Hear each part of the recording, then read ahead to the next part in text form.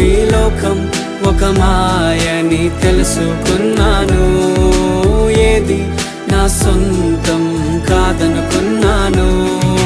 తప్పిపోయిన కుమారుని నేనైతే నా కొరకై నిరీక్షించే తండ్రి నా యేసు. తప్పిపోయిన కుమారుని నేనైతే నా కొరకై నిరీక్షించే తండ్రి నా యేసు. ఈ లోకమంతా నేను వెతకినా నాకు లేదయ్యా ఎక్కడా ఆనందం. నీ సన్నిధిలో ఒక్క